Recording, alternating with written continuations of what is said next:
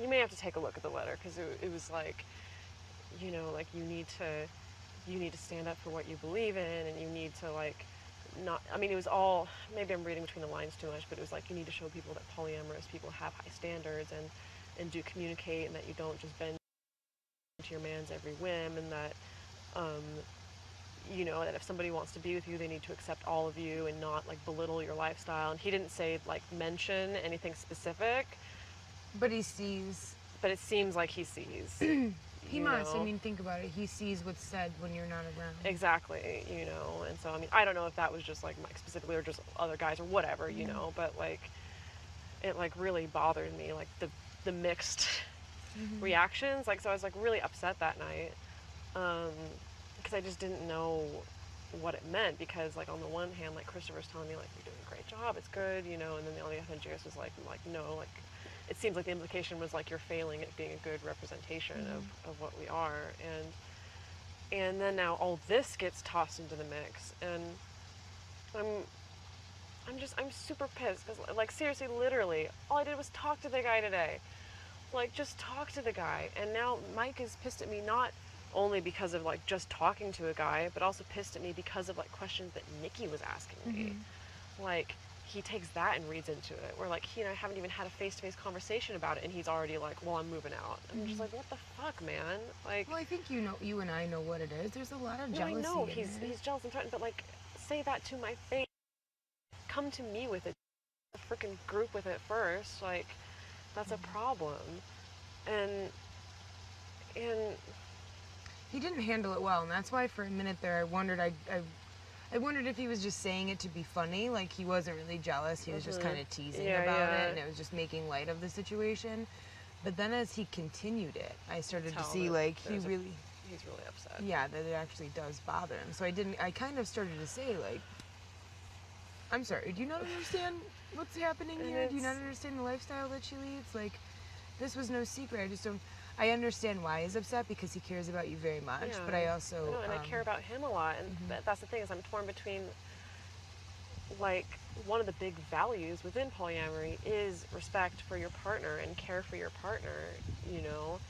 And so, like, of course I want to care for him, I want to take care of him, I want to make sure that he's happy, but then is that at the expense of what I value? Like, of your lifestyle. You know, I'm already pissed off that, like, he started feeling threatened by Josh, of all people. Like, freaking Josh, you know, who I have no interest in actually pursuing. And I actually modified my behavior. Like, I stopped, like, scratching Josh's back or, like, flirting back with Josh. I mean, I'm still friendly with him, but, like, I actually modified my behavior. And that's not something that I do frequently, because I don't date people who get jealous over little things, but I figured, I was like, well, look at the circumstances, and I care about Mike a lot, and like, whatever, I can get over, I can modify my behavior to make sure that he's more comfortable. But at the same time, it goes against everything that you've done. It goes against everything that I've done, you know, where like I spent like the past 5 years where like sex with somebody and then go back home to somebody and talk about it, and it's like a good thing.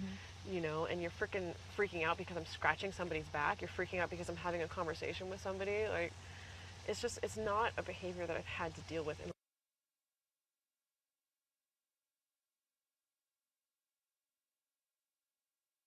If this were outside the gate, you know, like that behavior wouldn't be tolerated. I mean, I wouldn't necessarily be like, see ya, but it would definitely be like, you gotta, like...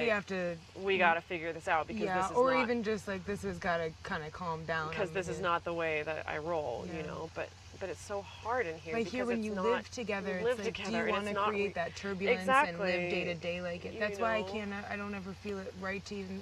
I hate when Taylor and I fight, because it throws off the whole dynamic of it. And it really is uncomfortable. But it's like, I'm gonna go talk to him, but I'm not gonna go and like apologize for talking to a guy or... No, and I think you'd be more than right to not, because like I said, this is no secret. Everyone here kind of went like, wait, what? You know, you're like jealous? Are you like upset? And jealousy is a natural human thing. Jealousy is totally natural, and like, but the thing is, it's or how is you it? react. Is jealousy really natural? I mean, do animals in the animal kingdom? Some of it is. A lot of it is cultural. A lot of it is learned in our culture, and so a lot of the process is unlearning the jealousy. But that's my problem. Is like, he clearly has a history of not great relationships and relationships where there's no communication. And in all of my successful relationships within the past 5 years, it's been because of lots of communication. And just even that, where it's like, if you are upset about me scratching Josh's back, you bring it up the first time it happens. You don't wait and then suddenly it's, well, if you want to pursue Josh, go pursue Josh, and then I'm just gonna like move out. You know, like that doesn't make sense to me. Where like you let it build to a point, A boiling point. to a boiling point. You know, like, and it's been easier as time goes on to try to get him to talk about things, talk about anything, communicate about things, and share his feelings. But it was a teasing out But it's process. like he said, he and I once had a conversation when we were washing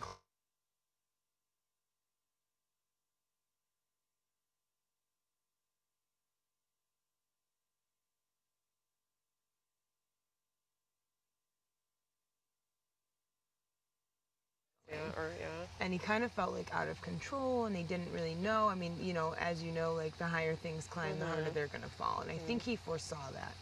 And just like a self-fulfilling prophecy, it did happen. Like, you know, everything just kind of came crashing down on him, and that has set precedence to how he believes all women are gonna act. So the minute that you start to show even the slightest interest, slightest anything, even like, the slightest anything, he it's goes right complete back. shut down and like push away. Yeah, he goes know, right drives back me to nuts. that like out of control. This is gonna happen. This is inevitable. I'm gonna get my heart broken again. I'm gonna feel that exact same way again, and that's when he just goes boom. Like stop it before it even starts. It's definitely preemptive.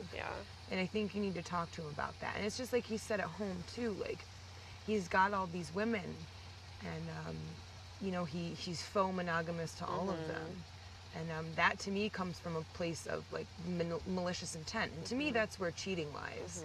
You know, if someone were to come up, if my person that I was with were to come up to me and say, I think she's beautiful, I really, really care about her, you know, I'd want to have a dialogue about it. I'd want to understand it. And if he found in his heart that there was room for both of us, I'd accept that. But a lot of people don't think that way. It's either all or nothing in this society.